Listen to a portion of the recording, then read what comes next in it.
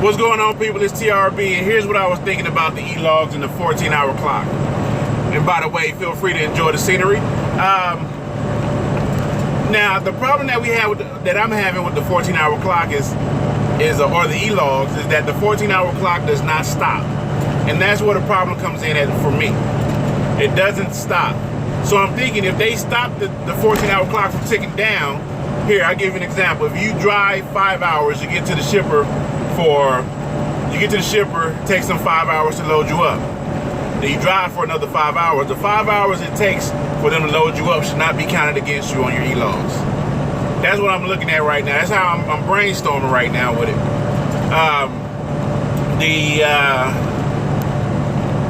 Because I feel like they're looking at our job like a normal 9 to 5, and that, you know, we need to get everything done within this certain amount of time, but our job is not like that. I think it's a discussion that we definitely need to have with some of the higher ups, the people who make these laws for the 14-hour rule. The 14 hours, you should be able to work from sleeper berth, 14 hours to your next sleeper berth. But the only thing that should be counted against you as far as work is on duty and drive.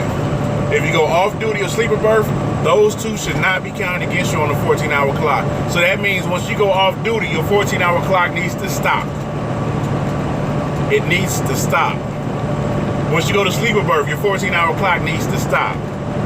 Once you go on your 30-minute break, your 14-hour needs to stop. Now, I still do agree with having the rules and regulations saying that a driver can only drive for 11 hours.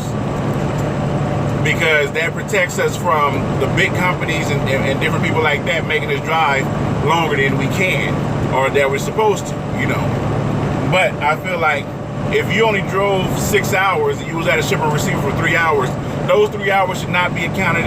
Those 3 hours should not be counted against you on your 14 hour, because you're not working. Now, I understand everybody do their logs a little bit different, right? I do my logs, I do 15-minute pre-trip, 15-minute post-trips. When I get to the shipper receiver, I'm there 15 minutes and I go immediately off duty. Because you're trying to save your clock, but at the same time, you're trying to save the 11 hours drive time, but at the same time, your 14 hours is counting against you.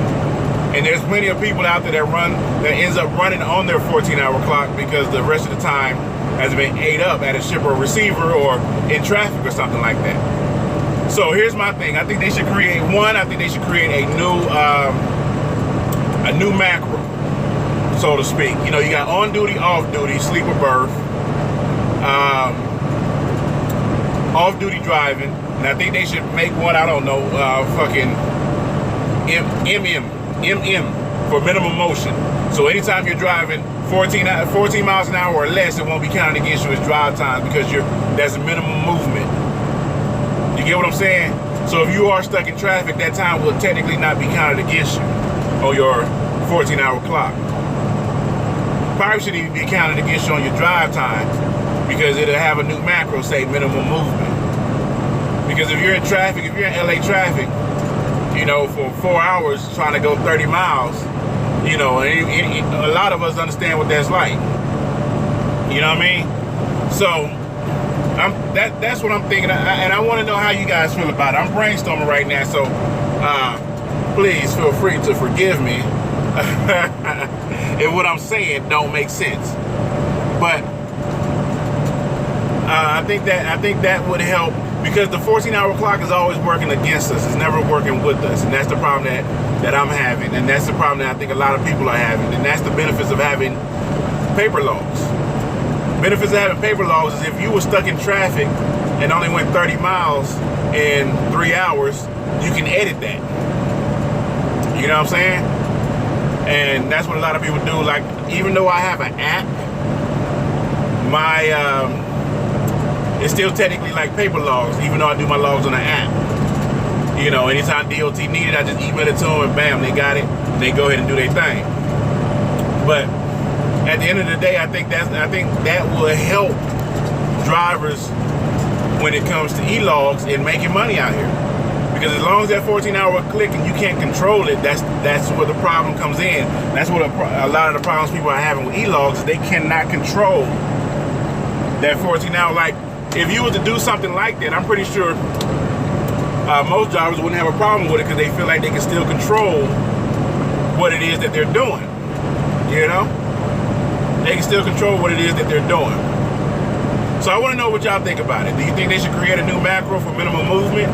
Because you know, if you're at a shipper and receiver, usually you're going to be driving 10 miles an hour or less.